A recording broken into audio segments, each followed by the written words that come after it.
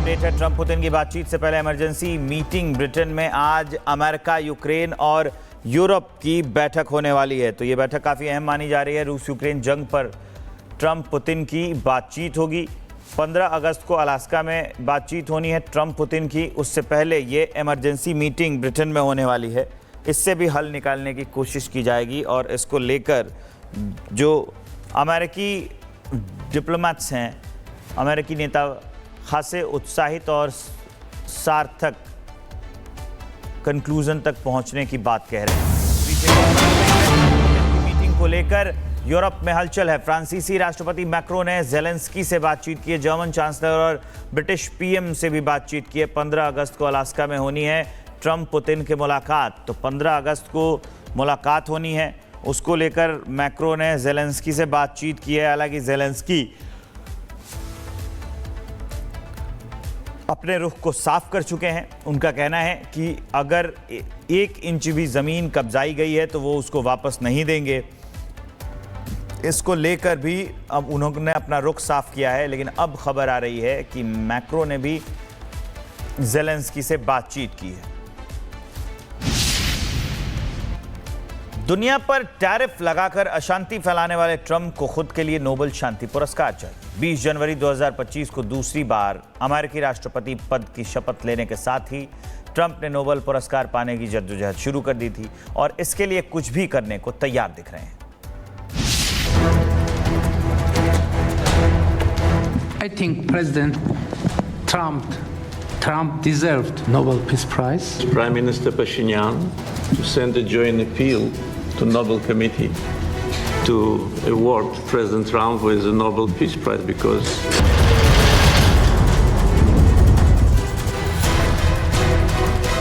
my administration helped broker a full and immediate ceasefire, I think a permanent one, between India and Pakistan. दुनिया के किसी भी नेता ने भारत के ऑपरेशन रोकने के लिए नहीं कहा। कल्पना कीजिए अगर डोनाल्ड ट्रंप 20वीं सदी में राष्ट्रपति होते तो क्या होता। शायद बहुत कुछ टल सकता था।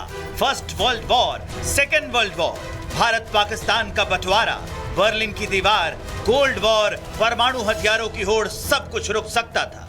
ज्यादातर नेता अक्सर घमंड, दिखावा, बड़ी बड़ी बातें करते हैं, लेकिन डोनाल्ड ट्रंप इसमें 2 कदम आगे हैं।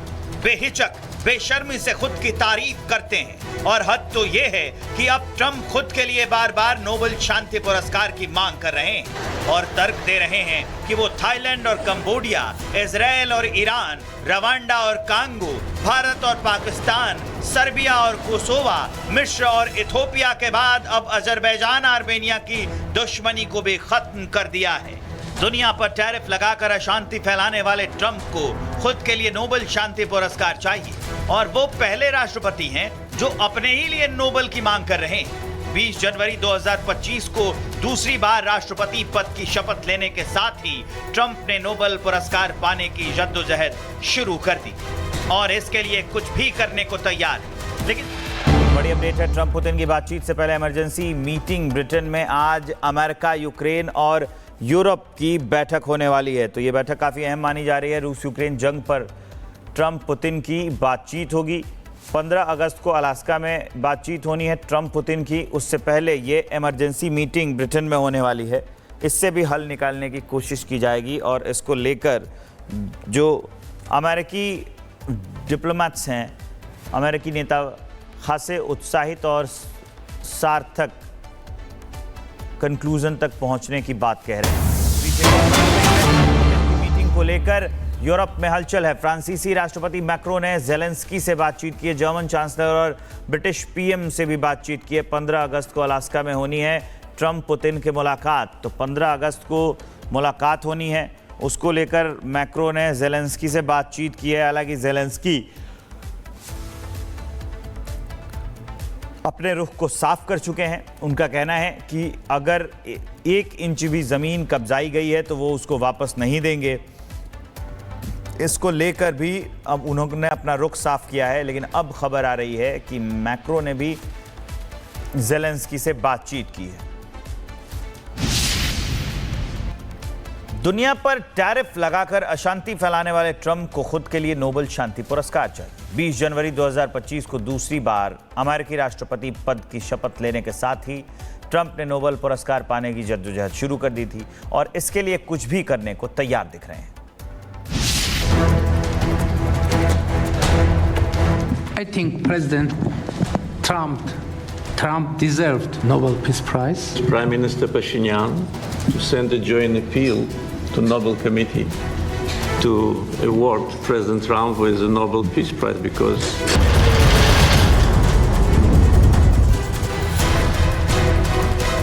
My administration helped broker a full and immediate ceasefire, I think a permanent one, between India and Pakistan. दुनिया के किसी भी नेता ने भारत के ऑपरेशन रोकने के लिए नहीं कहा। कल्पना कीजिए अगर डोनाल्ड ट्रंप 20वीं सदी में राष्ट्रपति होते तो क्या होता। शायद बहुत कुछ टल सकता था।